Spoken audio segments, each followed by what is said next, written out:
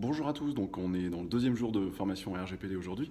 On va commencer la formation et je voulais faire une petite vidéo parce que hier on a eu pas mal de discussions sur un sujet qui est comment est-ce qu'on peut arriver à gérer X, Y, Z, par exemple, comment est-ce qu'on peut arriver à être certain d'avoir le consentement des personnes et d'être certain que le consentement est bien acquis et parce qu'on a tel système, etc., etc. En fait, vous n'allez pas, enfin, vraiment, vous n'allez pas avoir une catastrophe parce que vous êtes, entre guillemets, à un niveau 9 et que vous essayez d'arriver au niveau 10 sur juste une petite branche.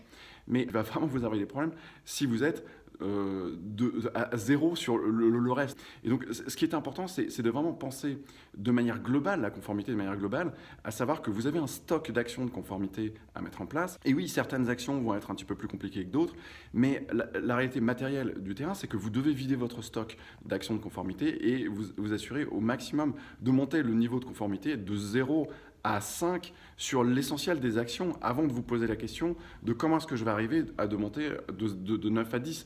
Donc oui, dans certains cas, il y a des questions qui sont complexes, il y a des questions juridiques qui sont complexes, et on le voit dans les forums, il y a des personnes qui passent des tonnes, des heures et des heures à discuter sur tel ou tel point, mais la réalité c'est que pendant le temps qu'on passe à discuter sur comment est-ce qu'on fait de 9 à 10, c'est du temps que l'on ne met pas dans des actions qui sont très simples, comme mettre les mentions légales, et qui, dans la plupart du temps, qui manquent partout dans l'essentiel des traitements que l'on voit.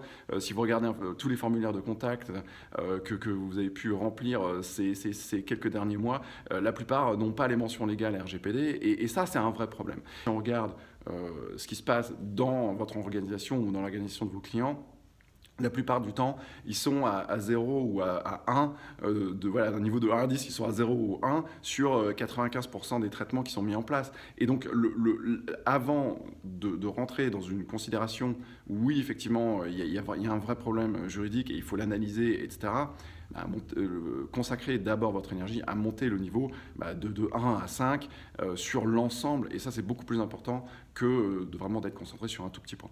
Donc voilà, donc une petite vidéo d'espoir, entre guillemets, parce que je sais que j'aborde vraiment la conformité comme en termes de gestion de risque. Et donc, c'est voilà, de sorte de vous aider à progresser de manière pragmatique et efficace et opérationnelle pour limiter vos risques, hein, parce que c'est vraiment l'essentiel. Et comment limiter ces risques? Eh bien, c'est mener des actions de conformité en permanence, de sorte d'augmenter le niveau, de passer de 0 à 5, et ensuite de 5 à 7, et de 7 à 9 dans les cas où effectivement ça vaut le coup de passer à un haut niveau de conformité. Voilà, si vous n'êtes pas venu en formation, venez. J'organise régulièrement des formations de 2 jours qui vous permettent justement de voir tous les aspects relatifs à la conformité RGPD. Et là, j'ai pas mal de participants à cette session. Il y a un participant notamment qui revient et qui disait voilà, c'est vraiment très opérationnel. Ça lui a permis vraiment de développer son chiffre d'affaires et de travailler sur des clients sur la conformité RGPD de clients sur lesquels voilà, il n'aurait pas pu travailler autrement. Donc voilà, donc c'est pratique, opérationnel. Et si vous n'êtes pas déjà inscrit à la chaîne, n'hésitez pas à vous inscrire et j'espère vous retrouver à bientôt. Voilà, ciao ciao.